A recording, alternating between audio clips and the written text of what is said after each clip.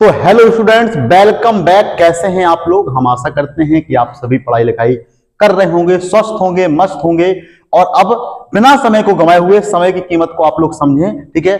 बिना कुछ भी बोले बहुत समय को ध्यान में रखते हुए शुरू करते हैं। आज जो हम लोगों का टॉपिक है वो क्या है? वो है हमारा एक समान विद्युत क्षेत्र में द्विध्रुव की स्थितिज ऊर्जा। समझो क्या है कहानी। एक समान विद्युत क्षेत्र क्या होता है? द्विध्रुव आप लोग जानते हैं। द्विध्रुव क्या होता है? एक तरफ पॉजिटिव आवेश होता है, दूसरी तरफ नेगेटिव आवेश होता है, वो द्विध्रुव होता है। द्विध्रुव का द्विध्रुव आघूर्ण कितना होता है? 2qL होता है। आप लोग सब जानते हैं। देखो, एक समान विद्युत क्षेत्र को कैसे बनाएंगे हम लोग? एक समान विद्युत क्षेत्र को कुछ इस तरह से बनाएंगे कि समांतर रेखाओं से प्रेजेंट करते हैं एक समान विद्युत क्षेत्र को। ऐसे मान लो क्या है अपनी समांतर रेखाएं, क्या है? समांतर रेखाएं। ये समांतर रेखाएं प्रेजेंट करती हैं किसको? एक समान विद्युत क्षेत्र को, ठीक है। एक समान विद्युत क्षेत्र को, और एक समान विद्युत क्षेत्र को अपन बोल देंगे ई से रिप्रेजेंट करते हैं। कैसे करते हैं? ई से। ई से दिखाते हैं, जानते ही हो। इस एक समान विद्युत क्षेत्र में जब आप किसी द्विध्रुव को रखोगे, मान लो हमने रख दिया प्लस क्यू को रख दिया और माइनस क्यू को रख दिया, तो आप लोग जानते हैं, पढ़ाया गया था कि ये क्या करने लगेगा? ये रोटेट करने लगेगा, यानी ये घूमने लग जाएगा। बेटा क्या करने लग जाएगा? घूमने लग जाएगा। लेकिन स्थितिज ऊर्जा की कहानी कुछ और है। स्थितिज ऊर्जा क्या होगी? सिंपल सी कहानी। किसी एक समान विद्युत क्षेत्र में किसी द्विध्रुव को घुमाने में, किसी द्विध्रुव को घुमाने में हमें जो कार्य करना पड़ता है, वही कार्य क्या होता है? वही कार्य स्थितिज ऊर्जा के रूप में संचित हो जाता है। कहानी सिंपल है और बेसिक कहानी है, ठीक है। किसी एक समान विद्युत क्षेत्र में, एक समान विद्युत क्षेत्र में द्विध्रुव को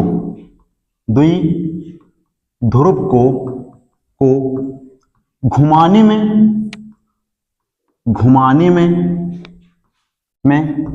जो कार्य करना पड़ता है, जो कार्य करना पड़ता है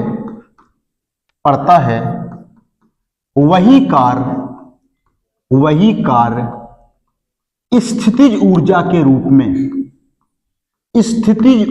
के रूप में,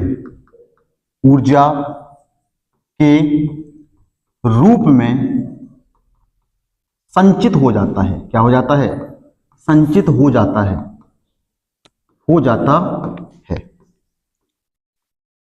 टॉपिक को बहुत बारीकी से समझना कि एक समान विद्युत क्षेत्र में कोई द्विध्रुव रखा है, उसको आप घुमाते हो, घुमाने में आप एक कार्य करते हो, वही कार्य किसमें संचित हो जाता है? वही कार्य स्थितिज ऊर्जा के रूप में संचित हो जाता है। इतनी कहानी सिंपल है।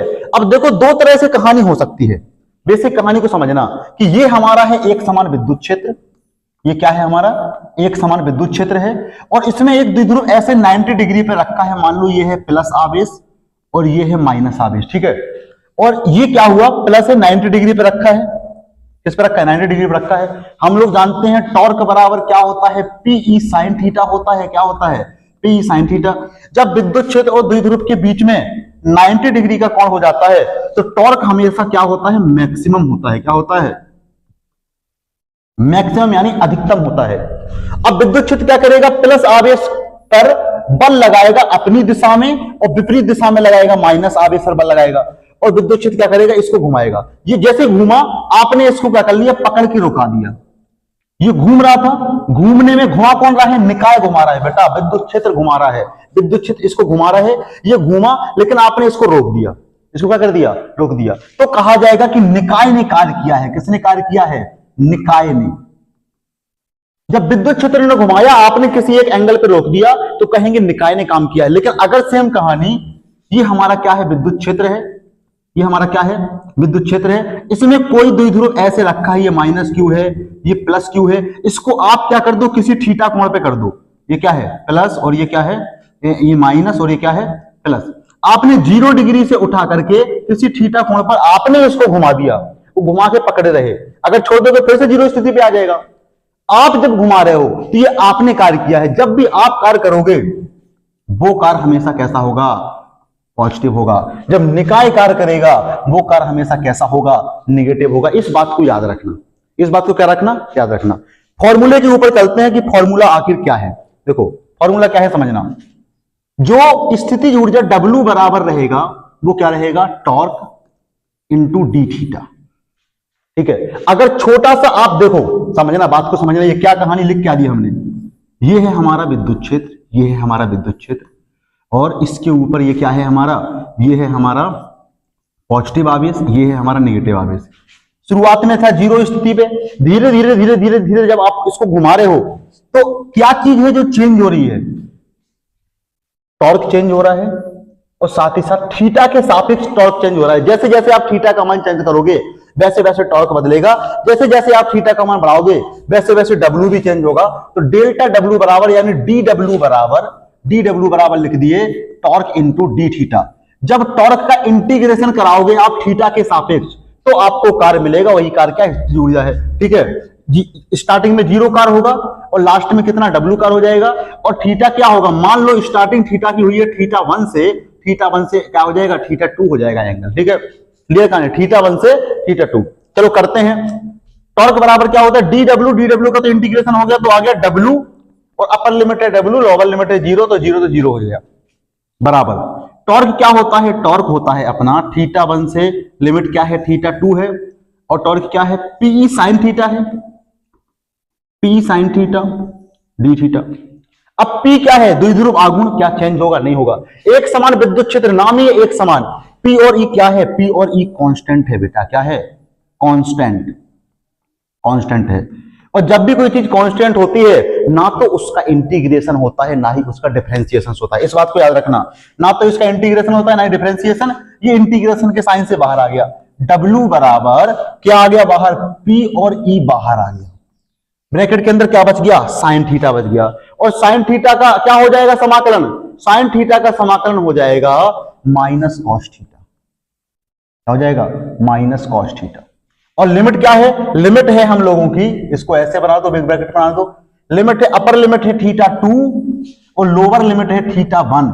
रख देते हैं, W बराबर आ गया PE, अगर माइनस को बाहर करना है तो माइनस को बाहर कर सकते हो, ठीक है, नहीं करना है तो लिख दो, थीटा वन रखेंगे तो आ जाएगा माइनस, अपर लिमिट रखेंगे पहले माइनस कॉज थीटा टू, और फिर क्या आ जाएगा, माइनस रखेंगे, ऑलरेडी माइनस है, minus minus plus, plus cos theta one, upper limit minus lower limit. ठीक है, चलो देखो देखो समझना बात को, इसको ऐसे लिख सकते हैं, W बराबर PE cos theta one minus cos theta two, ऐसे लिख दिए। ये तो एक कॉमन फॉर्मूला आ गया कि आपने थीटा वन से थीटा टू घुमा रहे हो, लेकिन एनसीईआरटी में जो गिवन है वो है निकाय के द्वारा कार्य, किसके द्वारा कार्य, निकाय के द्वारा। देखो क्या कहानी है एनसीईआरटी में गिवन, देखो चलो इसको आप स्क्रीनशॉट ले लो, इसको छोटा करते हैं।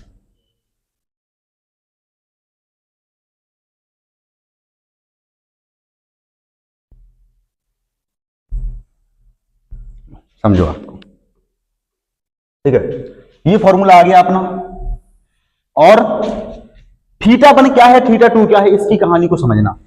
ये है एक समान विद्युत क्षेत्र, क्या है, एक समान विद्युत क्षेत्र। अगर यहां पे हम लोग क्या कर ले, किसी द्विध्रुव को 90 डिग्री पे रख के, ये है पॉजिटिव आवेश, ये है माइनस आवेश, ठीक है, और एंगल था 90 डिग्री, यानी थीटा वन की वैल्यू 90 डिग्री ले लो। थीटा वन की वैल्यू कितनी ले लिए, 90 डिग्री ले लिए, और 90 डिग्री से आपने इसको थीटा पे रोक दिया, किस पे रोक दिया, थीटा पे रोक दिया, ठीक है। तो थीटा टू क्या ले लो, थीटा टू ले लो, थीटा, देखो क्या आ जाएगी वैल्यू, W बराबर जब PE कॉस थीटा वन की वैल्यू कितनी है, थीटा वन की वैल्यू है अपनी 90 डिग्री, तो कॉस 90 डिग्री और माइनस लगा है, कॉस थीटा की वैल्यू कितनी है, थीटा वैल्यू है, तो कॉस थीटा टू की जगह पे रख दिए थीटा, क्या रख दिए, थीटा।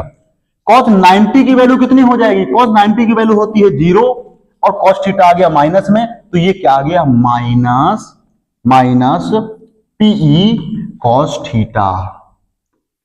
ये किसने कार्य किया है, ये निकाय ने कार्य किया है बेटा, किसने किया है, निकाय ने कार्य किया है। और आप ऐसे भी कर सकते हो, किसी द्विध्रुव को ये एक समान विद्युत क्षेत्र है, क्या है, एक समान विद्युत क्षेत्र है, E है, किसी द्विध्रुव को आपने एक समान विद्युत क्षेत्र में थीटा कोण पे रखा है, कितने कोण पे रखा है, थीटा कोण पे, तो उसकी स्थितिज ऊर्जा कितनी होगी, उसकी स्थितिज ऊर्जा होगी PE cos थीटा। क्या होगी, पीई कॉस थीटा। मैक्सिमम कब होगी, मैक्सिमम स्थितिज ऊर्जा तब होगी जब थीटा का मान 0 होगा। क्या होगा, 0 डिग्री होगा। ठीक है, सोचो निकाय जब इसको पूरा घुमा के 0 डिग्री पे ला देगा तो मैक्सिमम कितना होगा, 0 होगा, और अधिकतम कितना होगा, जब थीटा की वैल्यू 90 डिग्री होगी। इतनी बात आपको क्लियर होगी, समझ में आई होगी। ठीक है, और अगर जस्ट कहानी रिवर्स हो जाती बेटा, अगर कार्य आप कर रहे होते तो जो थीटा 1 को 90 डिग्री लिए हो उसको 0 ले लेते, थीटा 2 को 90 डिग्री ले लेते और ये आ जाता प्लस पीई कॉस थीटा। क्या आ जाता, plus PE cos theta. Clear है कहानी। चलो तो आज के लिए बहुत इतना ही, और मिलते हैं अगले लेक्चर में। तब तक के लिए ओके बाय, थैंक यू। ठीक है, बाय बाय, टेक